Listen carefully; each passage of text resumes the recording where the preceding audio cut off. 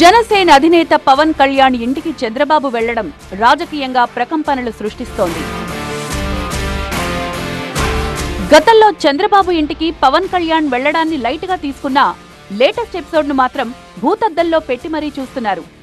భేటీ వెనుక బోలెడు అంశాలున్నాయని తెలుగుదేశం అంటుంటే ప్యాకేజీ లెక్కలు తప్ప ఇంకేముంటాయని ప్రశ్నిస్తోంది అధికార పార్టీ. సరైన సఖ్యత కాదు ఇది. ఇదేమీ అతుకుల బొంత.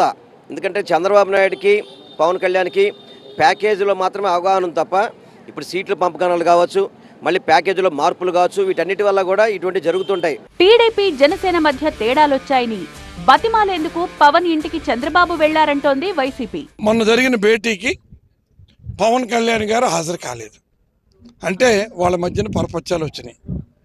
ఎప్పుడైతే పవన్ కళ్యాణ్ రాలేదో చంద్రబాబు నాయుడికి ప్యాంటు తడిచిపోయి కాళ్ళు దడదలాడుతా పవన్ కళ్యాణ్ దగ్గరికి పరిగెత్తుకెళ్ళాడు. ఇద్దరు నేతలు కలిస్తే వైసీపీకి టెన్షన్ ఎందుకని ప్రశ్నించారు టీడీపీ నాయకులు. సంవత్సరం ముందు నుంచే పొత్తులు అంగీకారానికి వచ్చారు, ఇవాళ రావడం కాదు. అప్పుడే ప్యాంట్లు కట్టుకుంటారని మీకు 2 నెలలు ఉన్నారుగా, మీకు గన్మెన్లను వాళ్ళు 2 నెలలు మేము బొమ్మన్న పౌరాలు 2 నెలల తర్వాత కదా మీకు బడికి పూజ.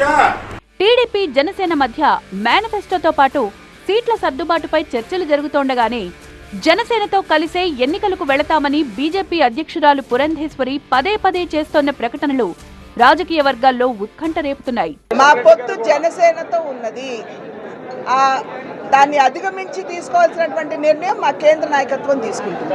ఇప్పుడు ప్రస్తుతం మా దృష్టి అంతా కూడా మా పార్టీని బలోపేతం చేసుకోవడం మీద.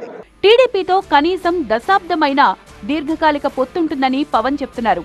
బీజేపీ కూడా కలిసొస్తుందని జనసేన కేడర్ అంటోన్నా కాషాయం పెద్దలు మాత్రం నో కామెంట్ అంటున్నారు. ఇదే ప్రత్యర్థులకు అస్త్రంగా మారుతోంది.